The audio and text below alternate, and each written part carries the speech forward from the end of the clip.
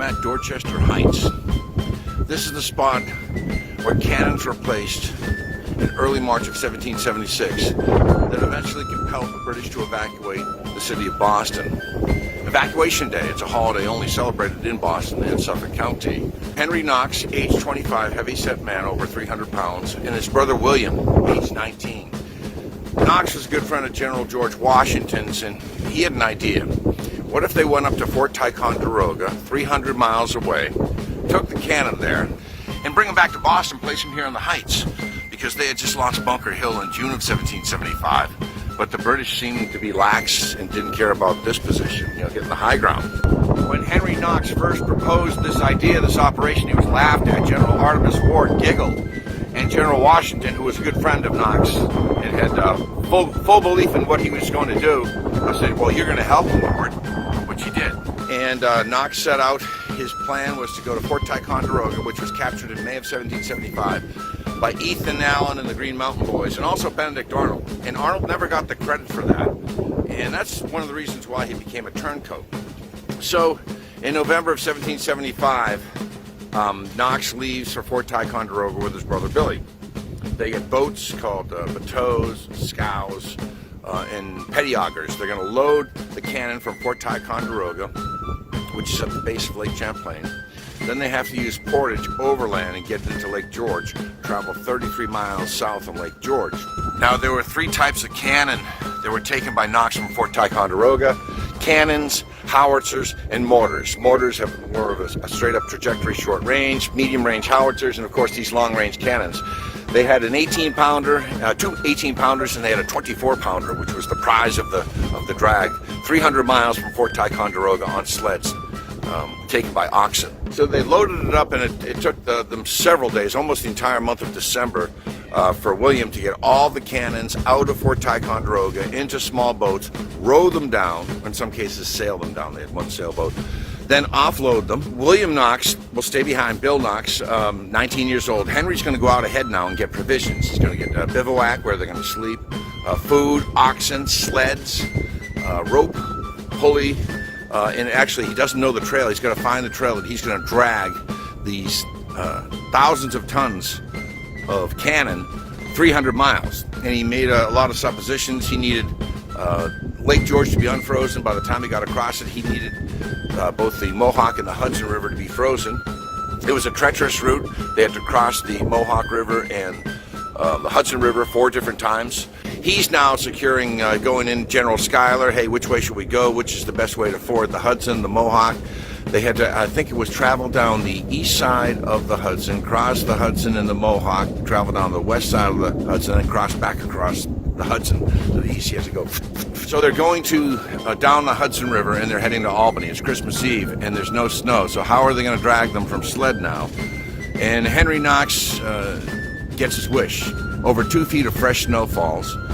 It's so heavy that he has to abandon his horse and walk in the miles in waist-deep snow for 4 miles. And then finally, he secured provisions, made deals with the local burghers and the leaders of the villages. He had to avoid, number one, going into a river that isn't frozen. Number two is loyalists in the area getting word back to Boston that this operation is underway because it's top secret.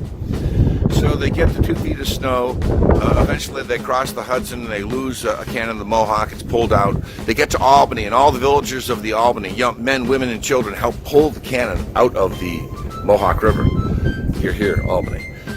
And now they cross into Massachusetts, and Henry Knox was keeping diaries, and he went dark at this point. He was a writer who wrote volumes and volumes on the Revolutionary War. He was well versed in artillery, had read about artillery. And his diaries, as soon as they get into Monterey, they stop. And he says, we could almost see heaven. They also had to cross the Berkshire Mountains in the dead of winter with ice, very, very dangerous. And then his intention was to go on the smoother roads to Boston by horse and wagon. A lot of assumptions made there. So they go up the Berkshires, and the Teamsters from New York were promised that once they get to Westfield, they would change over from New York to Massachusetts Teamsters. Again, there's pairs of oxen, 43 pair of oxen, and men pulling these cannons on sleds through the snow. The train is a mile long. They were probably real quiet. So they get to the Berkshires, and now they're at the top, and there's icy ledges, and some of the men are going to quit on Knox. And Knox pleads with them for 3 hours, probably something to the effect of about, for your families, for liberty, pull. This could save the revolution, get the British out of Boston once and for all. Who knows? Either way, he won them over, and the most dangerous part of coming down the Berkshires, of course, was coming down. But they used weights and pulleys and ropes. The Marbleheaders, John Glover, he was the one that helped row Washington across the Delaware, surprise attack. Glover had taught him about using block and tackle and pulley. They get down there, they get into Westfield, and there's a huge celebration. A lot of cider, a lot of whiskey, and the people are fascinated with all these men and all these animals and these cannons. Again, word never gets back to Boston. And then they had to switch over from oxen and sleds to horses and wagons when they got to Westfield. They head down eventually modern day Route 90, Route 9, Route 20, and they pass through Framingham, and that's where John Adams sees them with a smile on his face. Washington knows they're here, all the cannons. The biggest was a prize 24-pounder. They had a couple of 18-pounders, long-range cannons. They had howitzers and mortars that they were going to place atop Dorchester Heights. So Knox did his job. He got the cannons to Dorchester. About March 2nd, March 3rd, 1,200 workers, including 800 soldiers, using 360 oxen carts with a muffling, started to bring branches, trees, and the cannons to occupy Dorchester Heights. Bringing up brush, they were going to build a redoubt, an embrasure here with sticks from the forest that they found. Essentially, Henry Knox dragged 55 cannons from Fort Ticonderoga, placed them atop here in silence and secrecy, but they didn't want to give themselves away to the British, so they had a feint, decoy fire from Cambridge to make the British think that they were going to attack from the back bay, when in actuality they wanted to distract the British so they could build the forts here and bring the cannon up.